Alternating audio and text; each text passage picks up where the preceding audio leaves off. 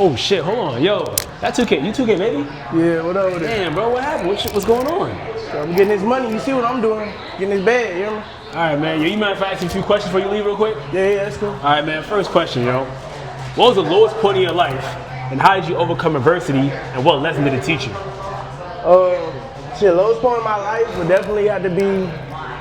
Honestly, I feel like really just recently, like a week or two ago, bro. Like, you know, everything that's already happened just piled on top of each other, losing my pops, losing a lot of my homies and shit, and just going through everything I went through. And it's like, I was really at rock bottom, and all that shit just really hitting the nigga, you know what I mean? Like, it's all add on top. I'm still feeling all that pain, so, you know. But as far as, you know, adversity and how I got through it, shit, you know, my fans, they really just changed my life, like, the past 7 days, bro. Like, my fans and God, like, I can't do nothing but be grateful.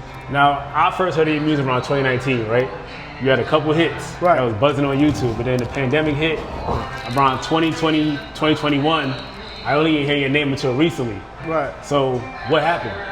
I ain't gonna lie, I kind of like lost myself. What up with it? I kind of lost myself, you know, in the midst of everything, just being caught up in the fame and the industry and going through a lot of things with, you know, some of my partners and my hood. And like I said, losing my pops, that really like hit me hard because I missed out like 6-7 years with my pops. You know, we linked back up when I was like 17, 18. So a few years after that to lose them, and like them last few years I was in the industry caught up in all this shit. So when I lost it, that shit kind of made me hate the rap shit and the industry shit. Like, damn, like, this shit, I was distracted. I was focused on this shit. I should have been cherishing these last few years with him. So, you know, I kind of took a break and fell back, you know. I hear that. So you're not doing shows still? What happened with the shows? Because you had a lot of hits. Yeah. Someone would say, hey, if you got hits.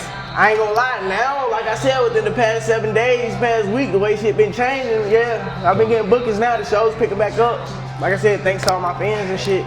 They, you know, they give me a second chance. You know what I mean? I just got a booking last night for something in Texas. You know okay. Yeah. Now I'm an educator, right? And the biggest thing is money management. So one would say, hey, you got hits, you on YouTube get millions of views. One would assume you have money, but now you're doing DoorDash. So what advice do you have on money management? As far as money management, make the right investments. You know, I made investments, but they weren't the right investments.